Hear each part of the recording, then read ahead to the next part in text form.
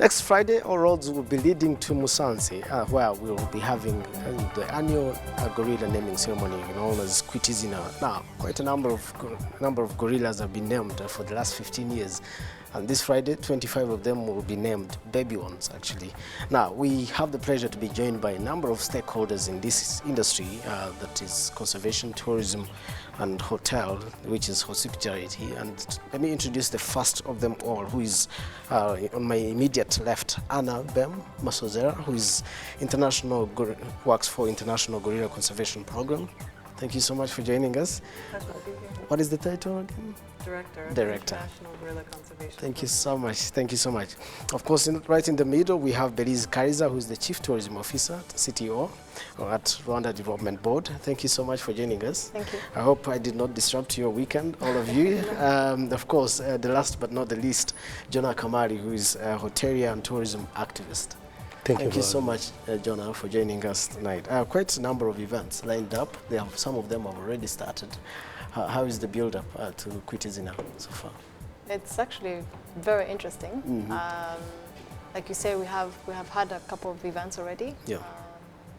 One of them that is very dear to me in particular, but I'm sure to all Rwandans, is the community project launch.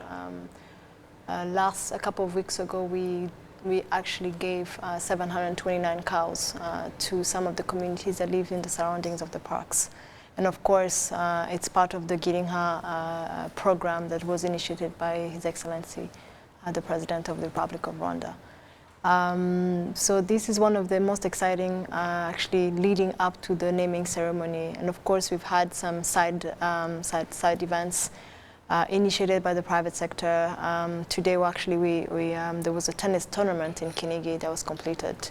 There was kids and students actually were involved in a debate for a couple of months, and then they will actually culminate to a competition during the BCC, which is the Business of Conservation conference. So it's been really interesting to see all these events that are coming up that are leading up to the naming ceremony. And of course, there are events and post events that are also very interesting. Sure. You're a Nasser fan? Of course. Okay, so among the namers, we have one Louis van Gaal, who is a former Manchester United coach. One would wonder why you included.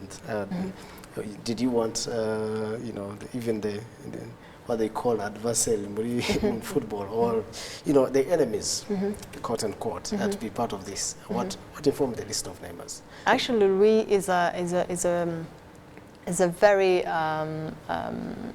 interesting person.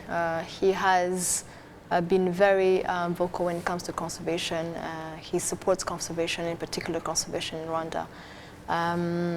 We met him, I think, last year in an event, and that's how actually we were to get to know him about his work.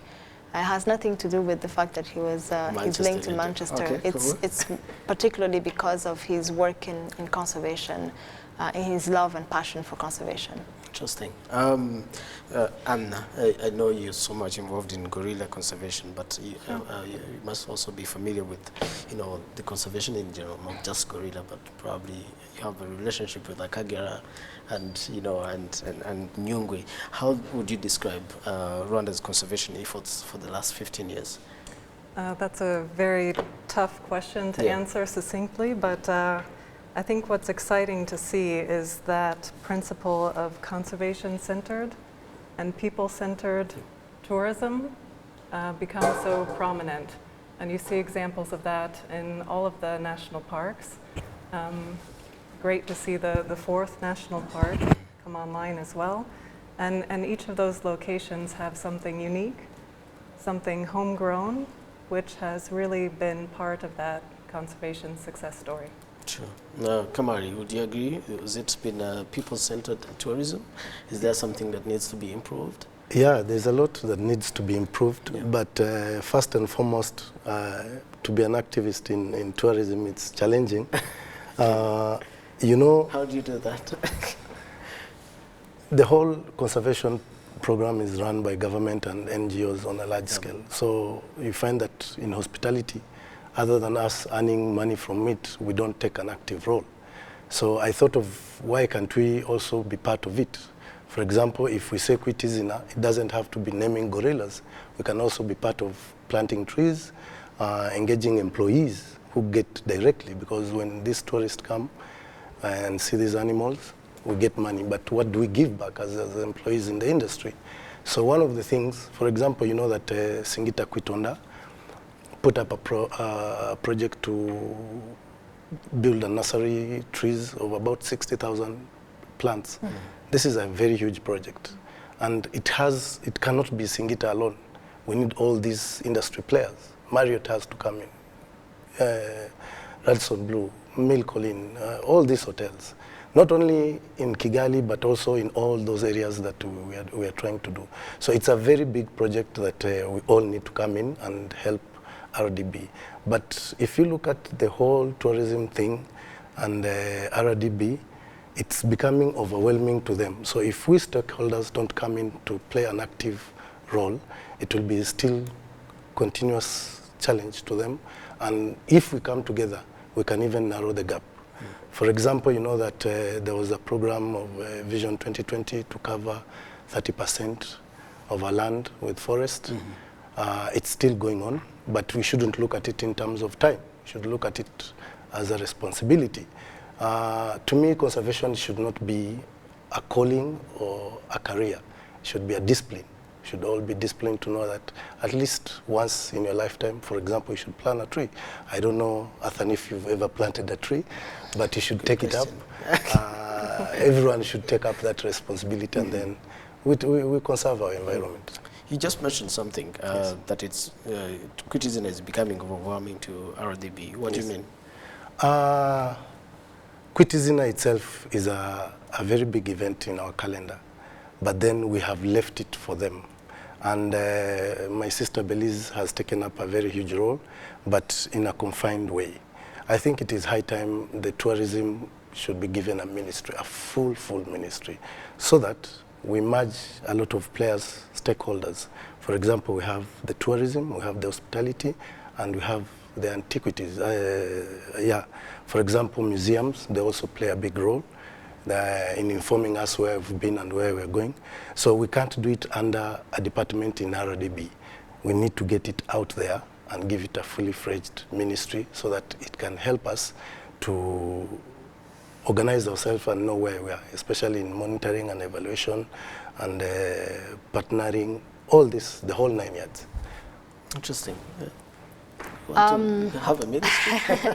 I'm not sure. Well, maybe to clarify on the overwhelming part on Kwitizina. Actually, we have a lot of support from different partners, from the private sector, even from NGOs. You know, they really come into full force. You know. The farm trip that is being organized right now with tour operators is fully covered by the private sector. You know, from the cars to the guides to the hotels, it's completely covered. You know, when we sit down and think about the concept or the program or, you know, things like that, we involve all different stakeholders. So it's not overwhelming in a sense that we're doing it ourselves. No, actually, we have a lot of support from all corners. And you know, I don't think having a ministry is not really, you know, it's. I don't see actually the need of it. You know, I think it's mostly to reinforce what we're doing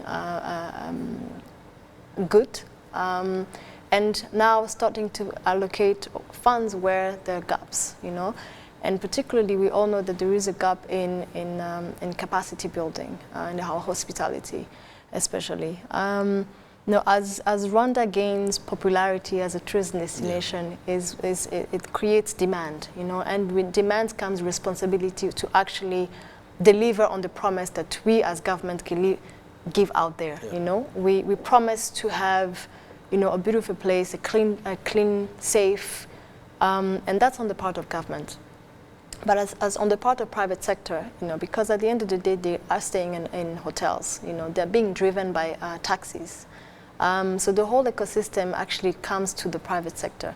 So I feel like the responsibility of the private sector should be to invest heavily in capacity building, communication, ethics, you know, things that are soft. There are some soft skills that are still lack in our industry that needs to be actually be given priority because the demand is getting higher and higher for the destination. And do we need more involvement from the private sector? Do we need a ministry? What do you think? I think one important point, and especially if we look at sustainability, is that the NGO sector and the private sector cannot and should not replace the responsibility and leadership of government. And so this is one area where we actually have a lot that's working well. We've got the partnership and the collaboration, and it's about reinforcing those and making sure together it's more than the sum of the parts. Interesting. Well, that's probably a discussion for the next. You want to add something? Yeah. When I said it is overwhelming, maybe let me clarify a bit. Sure. If you look at Africa, for example, I think we're the only country that we don't have a ministry.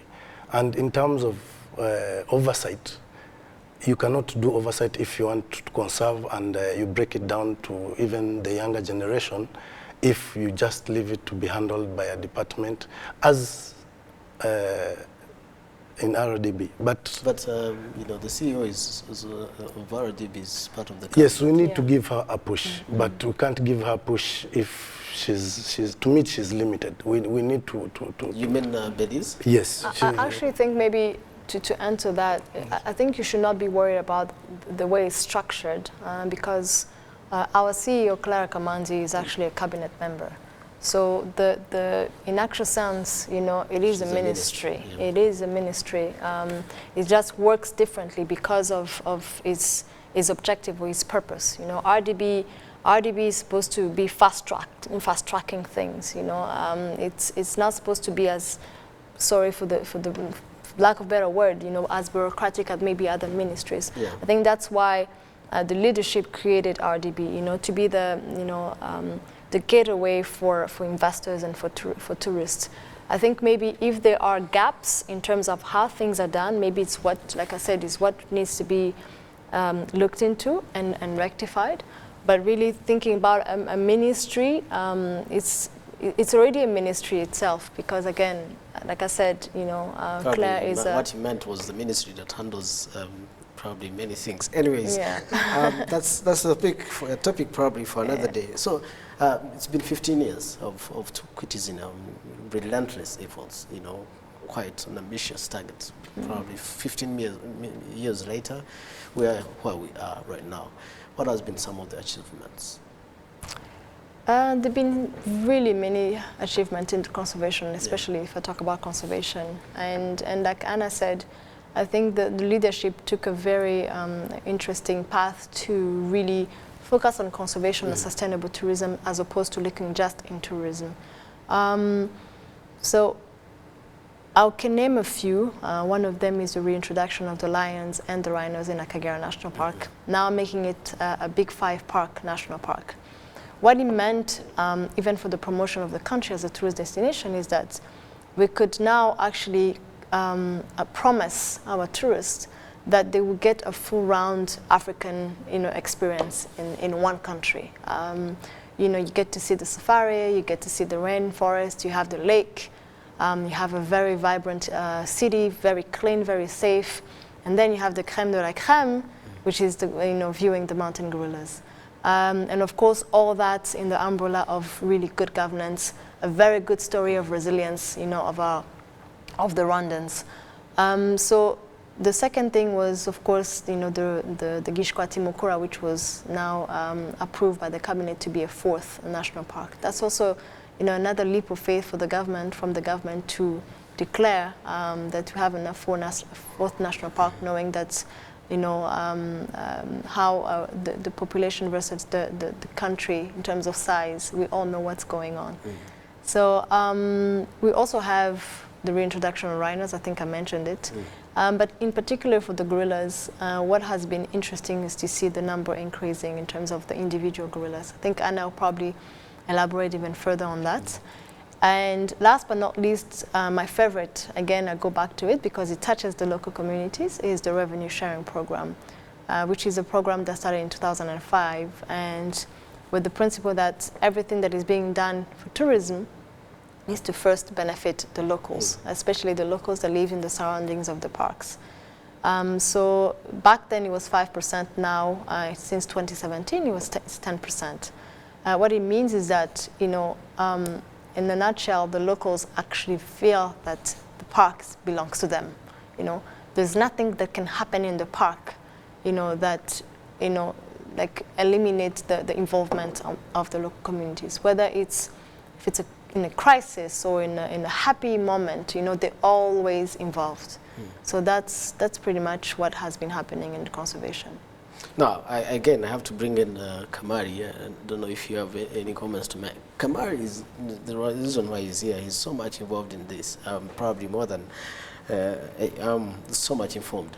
15 years, looking at the 15 years of conservation and tourism in Rwanda, what are you happy about most, and what do you think needs improvement? I think, as Belize has said, one of the achievements that I'm happy about is the Giswati, Mukura, and Nyungwe being upgraded to be national parks. This is very nice. I have seen people going to take selfies on the canopies. That is one of the achievements of upgrading it to that level. But equally so, we should engage young people, especially students from primary, secondary to tertiary, have at least one day in a year to plant trees and help the government achieve the 30%. Because I believe that if it is a collective teamwork done, it is very, very, very easy to achieve most of the conservation. But equally so, we can't leave it to maybe RDB and the conservationists to do it alone. Another thing that I'm happy is that there are some hotels, especially in my industry, that are coming in to play an active role. But I want to see more of them. I really want to see more of them. And one of them is to have law that requires them to engage. For example, if all the lodges that stay near the national parks are asked to engage in conservation, other than leave it to one particular or leave it to those who can be able. It is something that we should collectively as Rwandans engage fully. Yeah. True. Thanks. Yes, you want to come Well, I think one thing that has happened since the last Kwiti Azina, based on what the CTO said about the Malgrave numbers, is that last year, towards the end of the year, the International Union for the Conservation of Nature, a group of experts actually changed the classification for mountain gorillas from critically endangered to endangered. So that's an improvement of status, which is actually quite rare in the conservation world, and due to that cumulative effort, not only by Rwanda, but the Democratic Republic of Congo and Uganda as well. And so there's lots of things that are working. The regulated tourism, transboundary collaboration, and that inclusion in a meaningful way of the park-adjacent communities. Yeah. You mentioned something about a vibrant city. In the recent past, probably up to now, people used to move away from Kigali or the country to go to neighboring cities for weekends. How do we change that, or how far have we gone in changing that narrative? Okay, I think. Well, it's not under you. Yeah. It's not. Well, it's part of it. Yeah. It's part of it. I think one of the things, of course, that we did is is the strategy of MICE. With MICE, we expect people that come for conferences and have a bit of time in the evening to actually experience Kigali by night. That is the first thing that we did, and we actually do give some incentives, and we do promote during these events, together with the private sector, for people to actually go and explore what we have at night or in the city. The second thing is you see that there is a growing trend of concert happening in the country and the city. And as of this year, actually, you've seen that most of them are actually sponsored by Visit Rwanda. That means is a stamp of approval from government that we actually want to make sure that the city of Kigali becomes a little bit more vibrant. I think personally it is vibrant. Yeah. It's just that we have not really tapped into its potential. And then last but not least, even now government, been seeing that, there is a little bit more push that is needed, to the point where even with, Kutizina, we have introduced a concert for the 15 years. And we even brought in international artists and of course coupled him with our own locals, because we also have to promote our local artists. And last but not least, we have a fantastic new venue, which is the arena. And if you talk to the creative people, they will always talk about their space. No, there is no space for us to actually showcase our talent, etc. Now there is a space. Now the challenge is on them, now create that, create those events, create those concerts. And of course, government will always be there to support. So yeah, maybe back to the Kutizina concert. You will be looking into an exciting evening on the 7th, after a gala dinner. Of course, that is going to be at KCC. And yeah, I think as time comes, we will be really, really a vibrant city. All right, let's go for a short break. When we come back, we'll be talking more about the concert and all that you need to know about the vibrant city, Kutizina tourism conservation in Rwanda.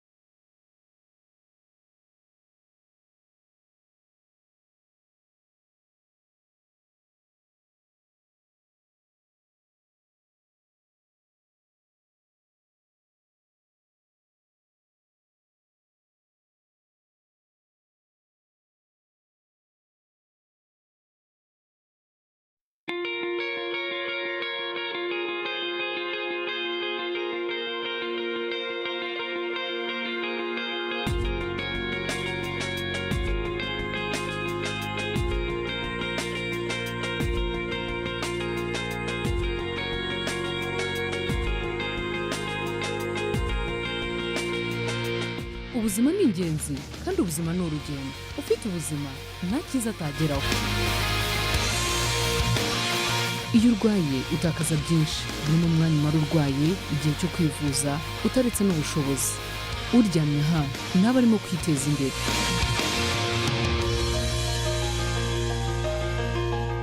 Nyamara ubuzima burarindwa, burabungabungwa, yewe buranasigasirwa.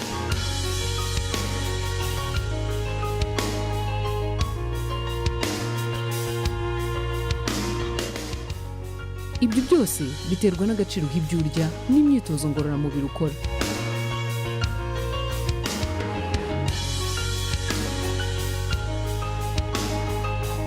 Inzira ni iyi rero. Ikiganiro cyacu kidufasha gusobanukirwa indwara zitandukanye ndetse no kuzirinda.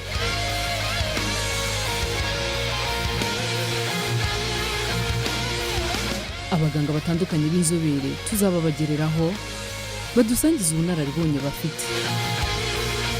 Indwara zose mudasobanukirwa, uru ni rwo rubuga. Inama zitandukanye ku mirire n'imyifatire niyo ntego y'ikiganiro. Buri gihe intero izahora ari yayindi.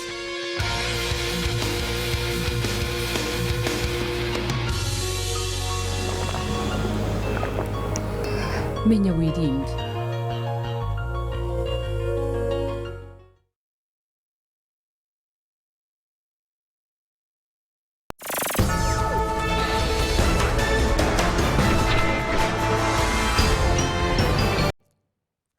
Welcome back. We're still talking tourism, conservation, and hospitality in Rwanda. This is the In Focus, and of course, I'm joined by Chief Tourism Officer from RDB, Belize Kaliza, Anne Masozera, who is the Director of the International Gorilla Conservation Program, and Jonah Kamari, who is a hotelier and tourism activist here on In Focus. And we're still talking about Kwitizina, which is coming up next Friday, and all that is there to improve and to do better in terms of tourism and conservation. Now, and I understand when we were offline, you told us that you are the first Kwitizina. Give us the experience that you've seen over the time. I'm happy to hear that. No, I'm very privileged that I was able to attend the first official Kwitizina 15 years ago. And it was a quite small, intimate affair in Rubavu. And it's been really exciting to see it grow over time. And it's all about momentum, right? So a lot of times, especially in the NGO community, we focus on fundraising, right? We need to raise funds for X. The real magic is in creating a movement. And so that's what's been so exciting, and I think is a good example of where you create, it's not just awareness, it's about a movement. It's about a common, shared, collective purpose, vision, and that means something. And it needs to be habitual. So to do it every year is really been a pleasure and a privilege to have been part of. True. There have been some concerns, people saying that actually some numbers have not, at some point, were reducing of the people who attend Kwitizina in Musanze. We also talked about it together with Kamari. Is that true? You see the numbers of decrease? I don't think it's a number that is alarming, but if you've been in most of them, it reaches a point you maybe want to leave others to go. But why we were discussing it is because there should be a continuous, we should believe it is our own. It's not just an event, but it's a collective thing that, as she said, we all go together and we put it from young people to the old to come in and we go. If you can't make it to Musanze, there should be something you should do in that regard, so that it keeps in you and you should know the importance. Kwitizina is one of the biggest conservation programs that is undertaken, and we Rwandans have a big responsibility to support it. And one way of supporting it is to be there. We don't want to see so many foreigners and the only locals are from Musanze. We need to hear people from different parts of the country going in and supporting the cause. So yes, it was going down, but as she said, government put in a lot of strategies to keep the momentum going, and I'm grateful that it's still going. Sure. Before I come to you, Belize, we have a couple of comments on our Twitter handle, and you can be part of this conversation by using hashtag #InFocus@RW. We have the first one, who is Elkam Hatajikimana. Before asking ourselves the impact, we should ask ourselves if Rwandans really know this Kwitizina program and what it means to our country and its benefits. After varying this, will be impacted in different ways. Let me come back to you before I read the next comment. Do you think Rwandans actually understand what Kwitizina is about, or it's just a few of us? I think quite a number of people actually do understand what is Kwitizina, or at least the reason why Kwitizina exists. Maybe for the ones that don't know about Kwitizina, or maybe the genesis of Kwitizina actually, is that this needs to, she said that the official event, 15 years, actually there were, before that, rangers actually used to name baby gorillas. And they used to do it so that they could monitor them, So back then, leadership actually looked into it and said, you know what, we can actually raise awareness. We can create this common purpose and this common vision for the conservation by building on this event and actually, making it as big that it is now. So the gentleman mentioned the values that he has for Rwandans. I think I mentioned it before. Kwitizina is an event, but it's an event that celebrates the conservation success that we've had over the years or over, that particular year. And there's so many things that we have to be happy about. Tourism is actually the #1 foreign exchange earner for the country. And we're actually targeting to even, double that by 2024. And knowing that tourism in Rwanda has a very strong backbone of conservation, that already is a big value for Rwandans. 10% of the revenues that come from the national parks go back directly to the local communities. That is very, very impactful.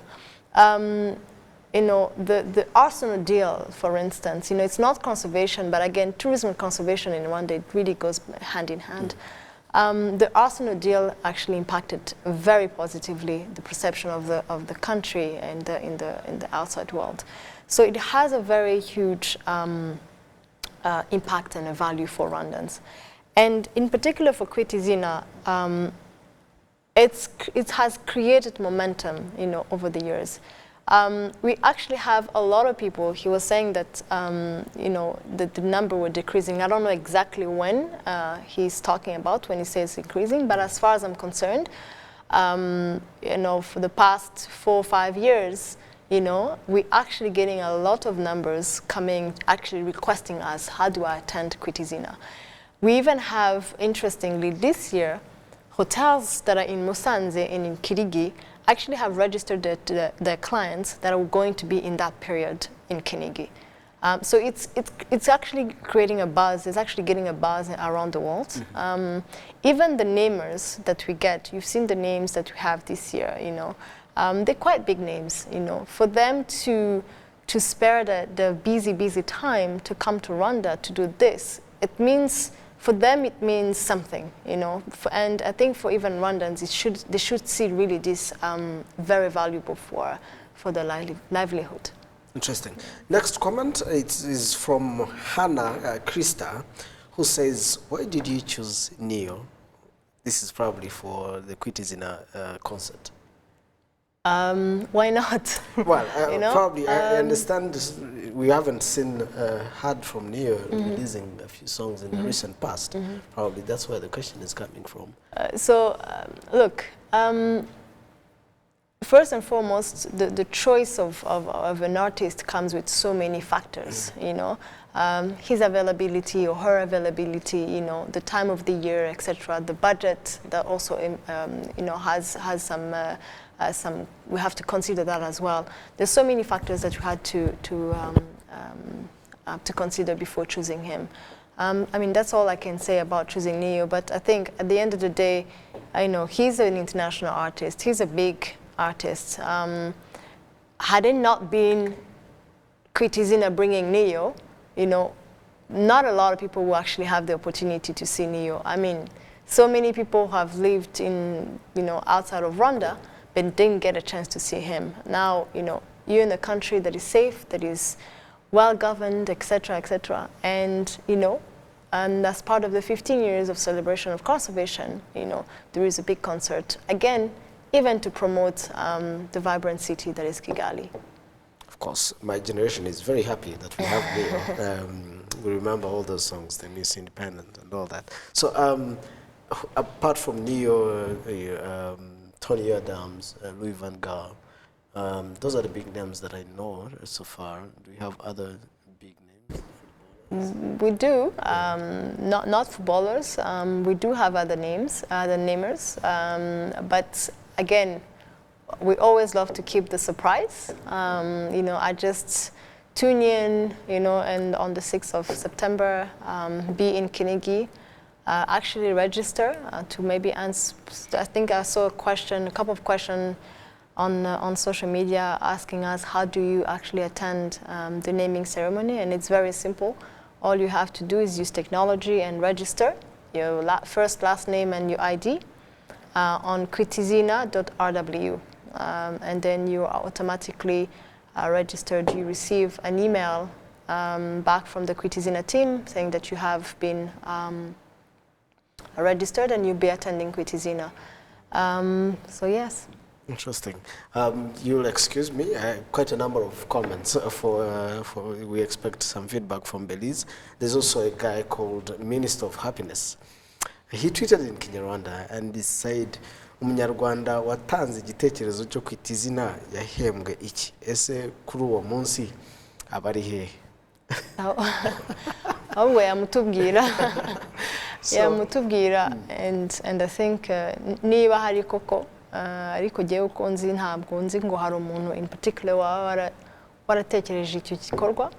Nzi ko ari igikorwa cyatekerejwe back then by the leadership yari hari icyo gihe. But one person in particular, I am not sure, but I stand to be corrected. Interesting. So that comment, in case you did not follow up, this guy called the Minister of Happiness was saying, the person who initiated the Quitizina event, what did the government reward him and where do we find him during such a period? And, you know, CTO says, we don't know this person. That's it. Well, the last one, but not the least for now, we'll take one from Daniel Gahamanyi, who says, I can't miss this. Rwanda is Bay. Let us celebrate this 15th edition with our gorillas. Tourism is our property. Quitizina. Thank you so much, Daniel Gahamanyi. Now, let's go straight before I engage other panelists. How does one go for Quitizina? The naming ceremony, first, like I said earlier, you just have to register. There is an online platform, and it's quitizina.rw.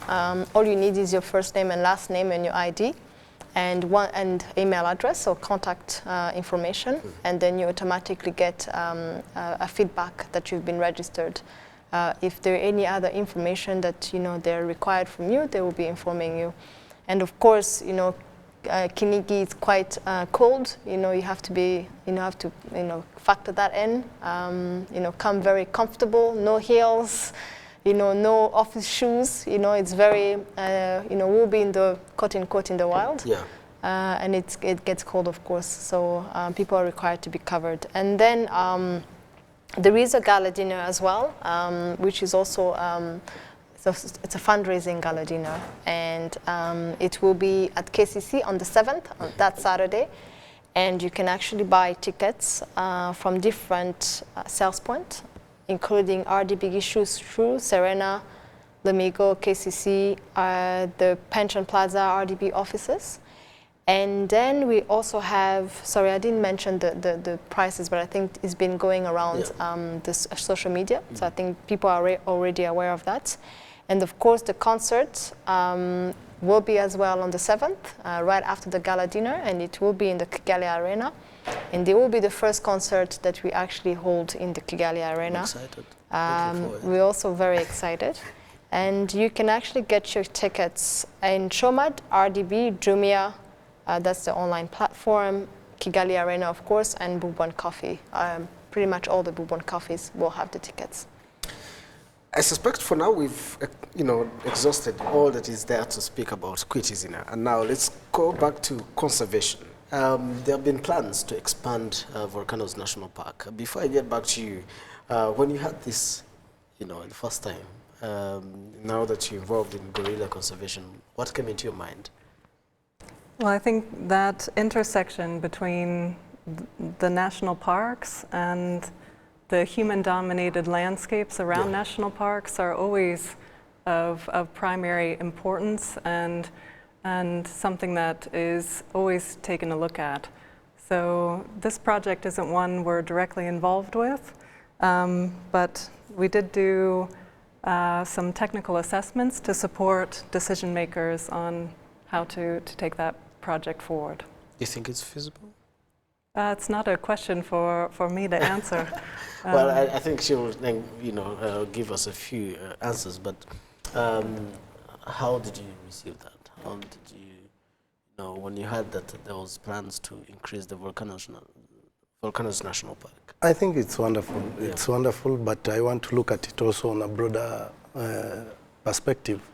There's what we call the Greater Virunga Transboundary Authority, and I think she sits on the board. It's a part of also expanding and monitoring, and because these animals tend to move around. So it is a very wonderful, and I support it and I like it. I wish all Rwandans would really give it the gist and the energy it deserves in terms of support, in terms of finance. Creating a fund. Creating a fund. And where everyone can donate something. Yes, yes. You can donate, whether it's finance or non-financial. You can even donate land if you really live around there and you know the benefits. So to me, it's a very wonderful initiative. Yeah. Elise, how far with the project?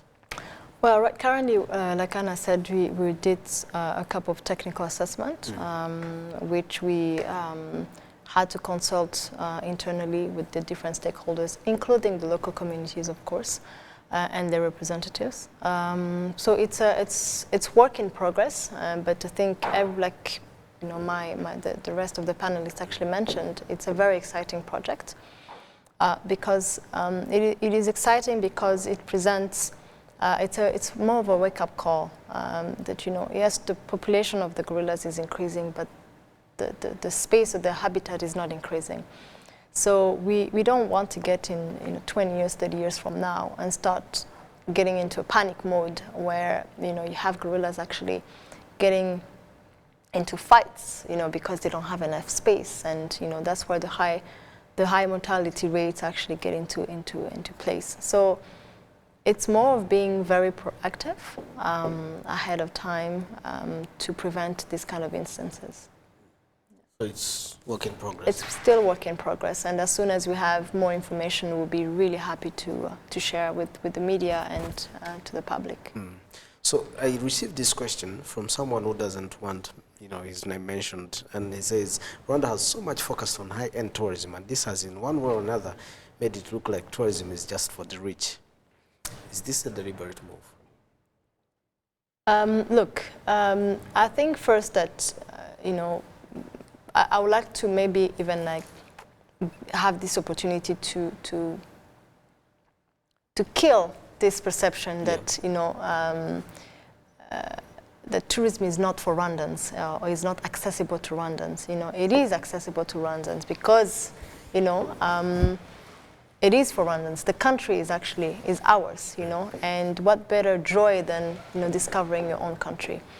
But anywho, there have been a lot of campaigns around Tembe Rwanda that actually proven to be the right thing to do, to try to make Rwandans understand that they need to love their country, they need to know what is there to be discovered.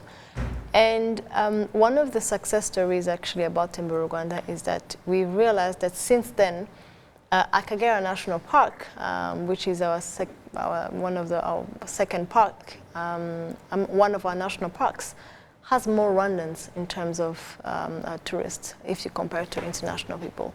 So more than 50% of tourists that visit the Akagera National Park are actually Rwandans. So there is something for everyone, you know. So I think this perception that tourism in Rwanda is just for the rich, I think is a wrong message. And I think even as Rwandans, we should not even be saying that, you know. We should applaud some of the efforts that, you know, the government is doing and the private sector as well to be able to promote domestic tourism. I don't, you know, at some point there was this debate of for Nyungwe, for Akagera, it is understandable, but when it comes to Volcanoes National Park, $1,500 to see gorillas. That's why you see most Rwandans going to probably mountain climbing, Bisoke and Karasimbi. How do we make tourism inclusive? This goes to both, you know, all of you, but let me begin with you. Yeah, but tourism is not just the gorillas. And like I said, you know... there's a buzz that has been created about gorillas. So everyone wants, you know, people have never been there, they want to go and they're like, oh, why does someone have to pay $1,500 to see gorillas? What is so special about them, especially Rwandans, and they cannot afford? So how do you make that inclusive? I think what's so special about them is that they're an endangered species, you know, so we have to make sure that we conserve them. That's one. Second, tourism, whether we like it or not, is a leisure. Is not like education or infrastructure or anything like that, right? It's it's a secondary need, you know. It's not a basic need that government has to work hard to make sure that Rwandans get access to, you know what I mean? So the principle of actually increasing the price of the gorillas, I think we had a long debate about that. Yeah. And we all understand that we have to conserve this species. We understand that hiking the price is more of a conservation move than any, you know, tourism or etc. That's one. Two, tourists who are actually conservation mindful, if I can call it like that, or if they really care about conservation, they pay them money. They understand that. Three, we've been able to actually attract luxury or ultra luxury lodges around, you know, the Kinigi area, which is a huge deal for Rwanda as a destination. You know, people come to Rwanda because they maybe hear Singita is in Rwanda, or One and Only, or Abisate. You know, that's already a huge thing. So I think Rwandans need to be, again, they need to try to dig deeper and understand the rationale of some of the decisions that the government takes. But regardless of that, we did a promotion, and we actually keep doing a promotion under the Tembe Rwanda campaign, where we give access to the Volcanoes National Park to Rwandans. Last year, 400 Rwandans, 15 years old and 25 years old, actually was given access to Volcanoes National Park. And maybe another thing that we also need to remember is that before we even increase the price, only 600 Rwandans, you know, in that year or the previous year had visited the Volcanoes National Park, compared to 20,000, more than 20,000 international tourists. So really, if you look at the demand of Rwandans for the Volcanoes National Park, was really, really minimal. So, but of course, we do understand that there is a need for Rwandans, especially the youth, to discover these wonderful species. And that's why we actually keep carrying out this campaign of Tembe Rwanda and giving access to Rwandans. Anna, do you think we're inclusive in our tourism sector? I don't know the answer to that, but I think there's a core principle here that needs to be remembered. And especially when you're dealing with tourism that's based on nature and wildlife, the word isn't maximization, the word is optimization. So when you look at not only management but marketing, it's the principle of optimization that should take precedence. Again, you're looking at the cornerstone of a tourism industry. It's a limited resource, even with numbers continuing to grow, and it should be championed that the limits on the tourism, which means those mountain gorillas can stay healthy and happy, are maintained. Again, this is my second home in Rwanda, so I understand the value and also the importance of being out in wild spaces in Rwanda for everyone. Yeah.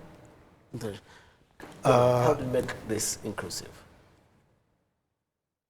I agree with them because gorillas are endangered animals, although they were taken out of the list of endangered animals. The most endangered. Most Just endangered animals, yes. Still endangered, yes. So to preserve them, we really need to invest so much, and that must be reflected in the finance.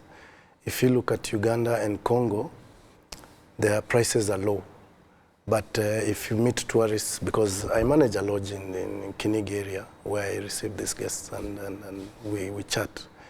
They go there, they see the gorillas, but there's a lot that goes missing. For example, sometimes they don't see them, sometimes there's insecurity, and the challenge are much bigger than ours. So we Rwandans, if we are sincere and we want to preserve these animals, we need not to look at it in terms of monetary, but we have to look at it as a national heritage. So, and it's not only the gorillas. We still have other national parks. We have the Akagera, we have the Nyungwe, we still have a lot of diversity. We still can go there and engage. So let's not just look at it in terms of monetary, but let's look at it as part of our national identity. Interesting. Yeah. Let's talk about the Visit Rwanda. What has been the returns since, it's been a year now? What has been the returns of this initiative? Thank you. You mean the Arsenal and Visit Rwanda? Yes, the Visit Rwanda, the Arsenal deal. I think one of the biggest achievement for this deal was how visible Rwanda as a destination, as a tourist destination, has become. So with the Arsenal deal, we have access to more than 300 million fans of Arsenal. So our brand has been exposed to that amount of people, which is more than triple, what we have actually in terms of our number of arrivals here in Rwanda. So that's already is a very big thing. Second, in terms of value, just this year, at the end of the first season, the value of the partnership in terms of viewership or advertisement was about more than 30 billion pounds, which is actually a little bit more than what we spent for the 3 years. So you can imagine that in 1 year, we've already have the return on investment in terms of value. So it's it's a very interesting thing to see. We also received more tourists from the UK, obviously, because of that. We saw a spark of about 5% in our number of tourist arrivals from the UK. And we can positively say, say that actually it's linked to the Arsenal deal. So it's been very, very positive. Even students, everyone you meet actually now associate Rwanda with Arsenal, which is a very good thing as well. Because as a fan, I think it's a very fantastic club. They've got new players now, which is, I think, it's a very good move for the new season. So it's very promising. They're not performing so well. They did not perform so well last season.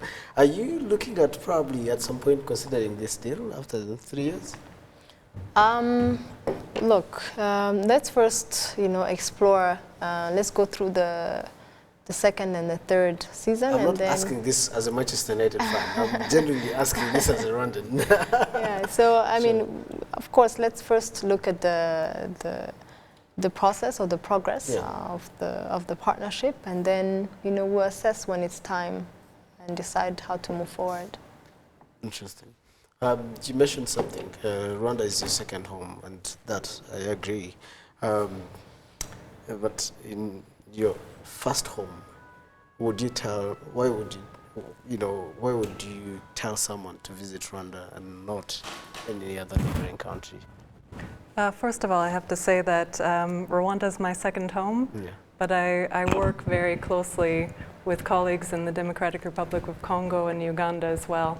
And I think one thing that's really important to realize is that the demand is there. And there's not, let's say, room for some competition that can be negative in some way.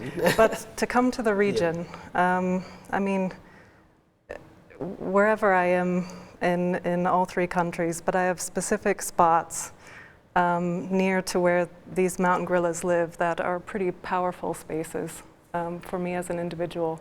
And I think what's interesting is that people are driven to wild places for a lot of different reasons, some for recreation, some for excitement, some for that kind of mental clarity. And you can find everything in this region that you're looking for. So, yeah, and actually, I would say that the conservation messaging, the conservation being intrinsically part of the tourism, is what drives a lot of tourists as well. So marketing matters. Interesting. Yeah. Well, tourism in Rwanda is really growing in terms of revenues. We've seen it in numbers and all that, hotels growing and all that. Do you think we have enough professionals in this sector to drive the agenda that we have as a country? Can I begin with you, who is so much involved in this?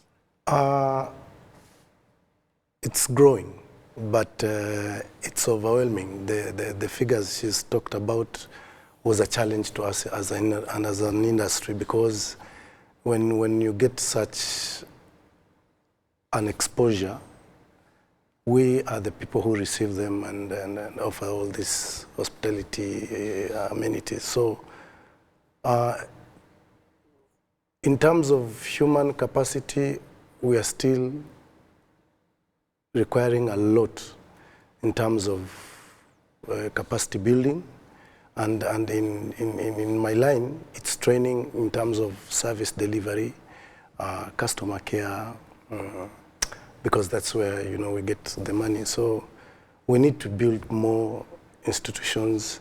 I know there are some universities that are building a training institute here, but as a country, we need a lot of emphasis.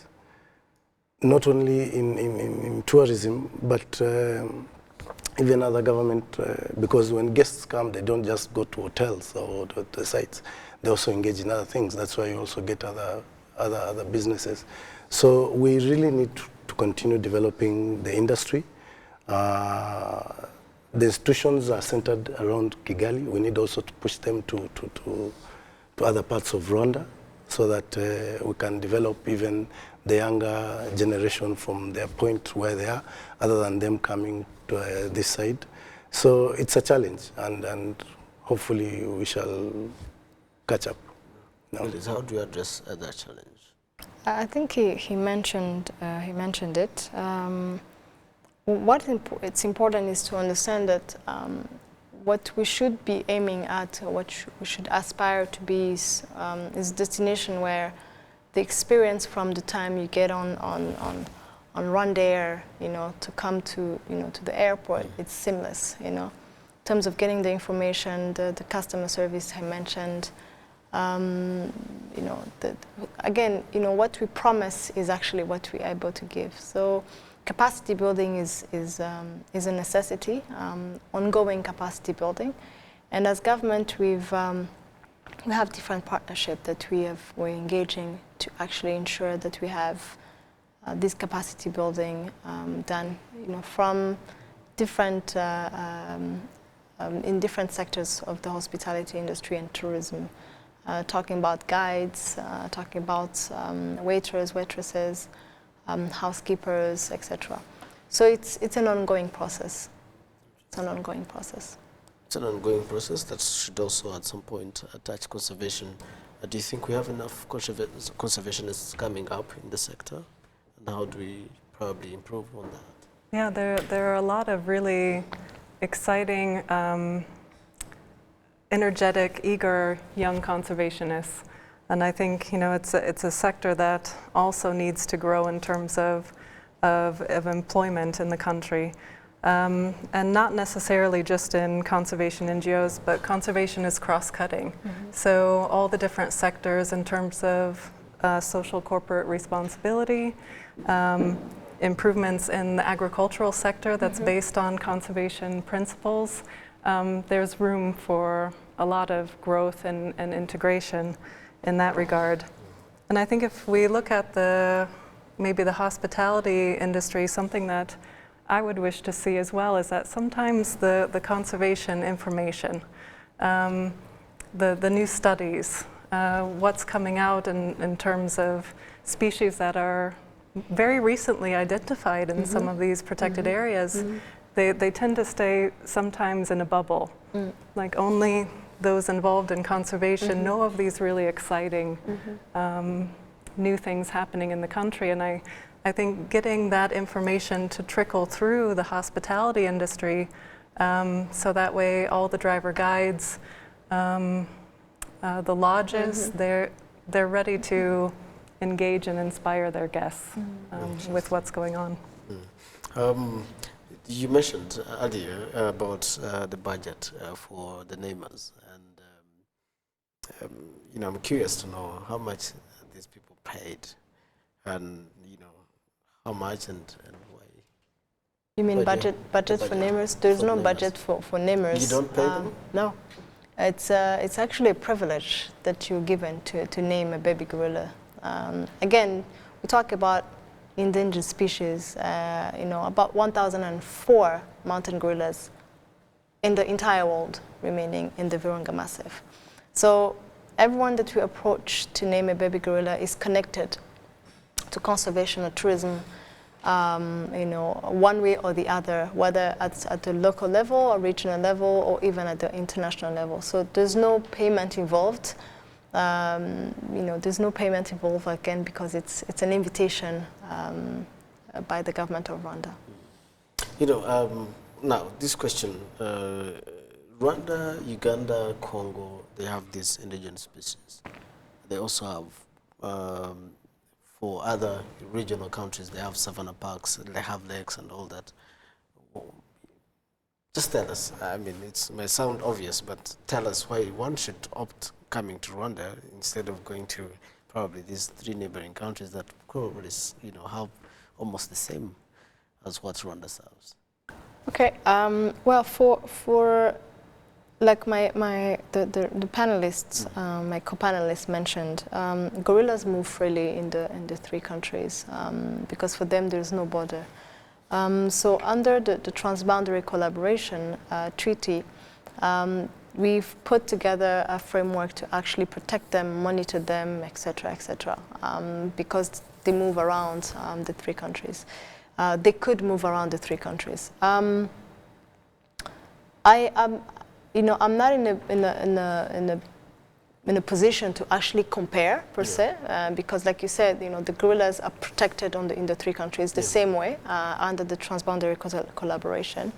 But what Rwanda has is that the number one thing that is very important for any person visiting any country, even for you, is how safe it is.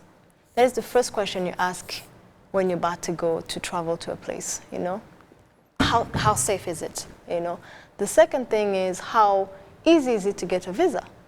And we all know that for us it's very easy, it's visa on arrival, and it's a welcoming feeling actually that you don't have to go through the hustle of applying for a visa. The third thing is, where am I going to stay? We have a couple of international hotel chains that are already established in Rwanda, from the city chains to the ultra luxury lodges that we mentioned earlier. So that's already covered. Then the last thing, of course, when you're thinking about the mountain gorillas is how sure am I to actually see these mountain gorillas? And because of how we monitor them, of course, with the great work of rangers and trackers that on a daily basis actually do that job, we are able to guarantee a tourist that they will see the mountain gorillas. Guarantee 100%.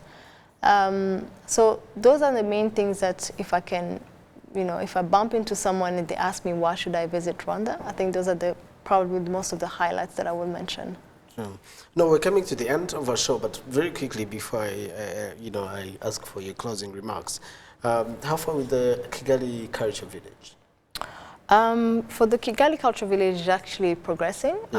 We've got, maybe you've seen it in the news, we've got an investor on board, which is Bolloré, and they're going to come in and set up the place, set up a space, and even manage it. So it's it's progressing, and in a couple of months, we'll be calling the media and the public to actually launch the Kigali Culture Village. So that's also something very interesting happening in the tourism industry.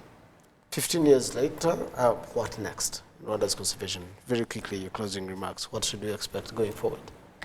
So many great things. I think the first thing that maybe I can urge Rwandans is to really visit the country. And there's not just the gorillas. There's so many things to see. Even just in Kigali. If you start in Kigali, I myself was discovering places and I never thought that they existed. So that is the first thing, so to promote domestic tourism even further. The second thing is to continue what we're doing great, promoting Rwanda as a sustainable tourist destination. Last but not least is, you know, do it better, bolder and bigger. Interesting. Mari, what should Rwanda do better? Your closing remarks, you have probably 30 seconds. A lot of things. Conservation, as she said, you should visit, you should go out there, spend some time in the nature. But I would really want to see our own homegrown program that is centered into empowering the youth, the women, people with disability, into engaging in all this, because they're also a bigger chunk in moving this movement. So 15 years, it's a long way, but we'll get there. You mentioned about disability. What do you mean? Quickly. If you look at everyone we were discussing, these are people who, to get into, for example, to see Kwitizina, it's a challenge. So we need also to look at it as how can we help them. As part of Kwitizina, we say maybe we'll bring in 100 people so that they can also go back to their friends and tell them, hey, this is also part of us. Women, they're always working, and we also need to empower them in that line, to believe that it's a movement that all of us have to go without leaving someone behind. You know, that brings me to something, but I will not ask you to comment. Probably the issue of cable cars will help these people with disabilities to be able to go on the top of the mountains. I'm looking forward to the cable cars initiative, but you know, that's something you can think about. Your closing remarks, what should Rwanda do better going forward?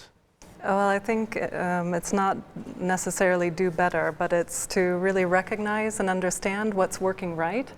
And I think a lot of the discussion here already demonstrates what's to come, because we're constantly identifying where these subtle gaps are that just make things even stronger going forward. And so that's the adaptive process with a clear vision. Anna Masozera, Director of International Gorilla Conservation Program. Belize Kariza, CTO, Chief Tourism Officer at RDB. We have Joanna Kamari, who is the hotelier and tourism activist.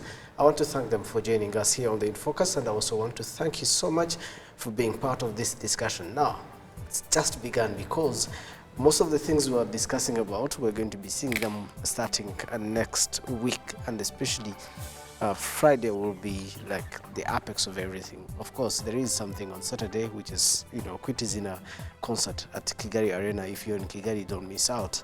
Now, from me and the rest of the team, thank you so much for being part of this In Focus, and of course the Sunday edition that we did. And it's a bye-bye. I am Ethan Tashoya.